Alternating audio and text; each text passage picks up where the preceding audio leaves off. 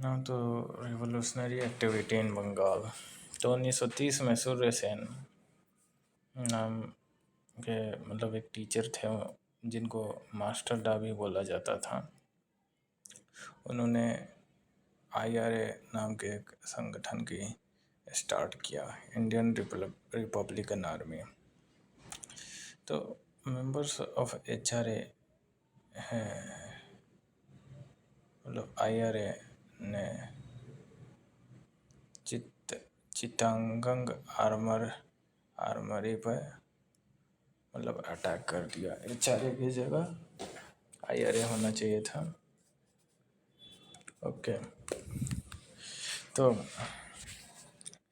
चटगांव सत्याग्रह, चटगांव मतलब चटगांव शस्त्रागार में, जो अभी बांग्लादेश में है। तो इस अटैक में 2 फीमेल भी शामिल थी। एक है कल्पना दत्त, दूसरा है प्रीति लता वाडेडवार। कल्पना दत्त ये एक उनकी प्रेमिका थी सूर्य सेन की, और 1934 में सूर्य सेन को हैंग कर दिया गया और 1935 तक सारी रिवोल्यूशनरी एक्टिविटी बंगाल में ख़त्म हो गई। उसके बाद गांधी जी फिर से मतलब आते हैं। इनका इस वक्त 1928 से 1948 तक चलता है। इन्होंने 1928 में बारडोली सत्याग्रह स्टार्ट किया। बारडोली कहाँ है? गुजरात में है। इसका नेतृत्व सरदार वल्लभ भाई पटेल ने किया, लेड बाई सरदार वल्लभ भाई पटेल। क्या उद्देश्य था? जो किसानों को जो लैंड रेवेन्यू है उसमें रियायत देने था। तो फीमेल ऑफ बारडोली ने गांधी को मतलब कि पटेल को सरदार टाइटल दिया। अगर वुमेन नहीं होगा तो क्वेश्चन में गांधी टिक मार्क करेंगे। पटेल को सरदार टाइटल किसने दिया?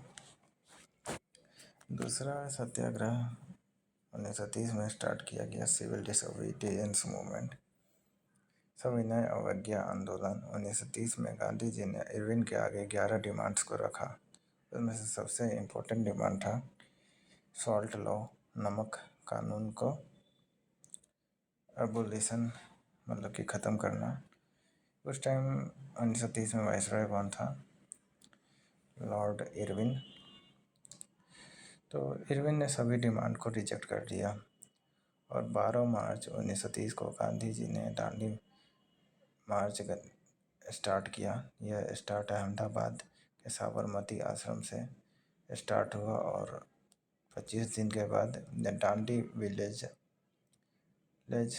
तक पहुंचा 6 अप्रैल 1930 को। यहाँ पे गांधी जी ने सॉल्ट लॉ ब्रेक ख़त्म किया, मतलब कि अंग्रेज़ों ने कानून मतलब कि सॉल्ट बनाने के लिए उनकी परमिशन चाहिए होती थी, जिन्हें वहाँ खुद से सॉल्ट बनाया और सॉल्ट लॉ को ब्रेक। इस मूवमेंट के बाद सिविल डिसोबीडियंस मूवमेंट स्टार्ट हुआ। सिविल डिसोबीडियंस मूवमेंट को सॉल्ट सत्याग्रह भी कहा जाता है। इसमें बहुत ही ग्रेट नंबर में फीमेल पार्टिसिपेशन था। अगर क्वेश्चन आ जाएगा कि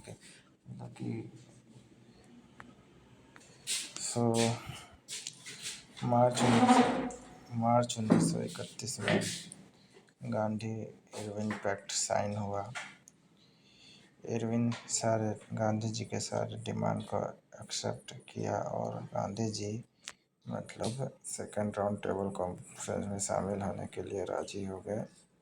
राउंड टेबल कॉन्फ्रेंस, गोल मेज सम्मेलन, 3 राउंड टेबल कॉन्फ्रेंस हुए 1930, 1931, 1932। ये तीनों राउंड टेबल कॉन्फ्रेंस लंदन में हुए।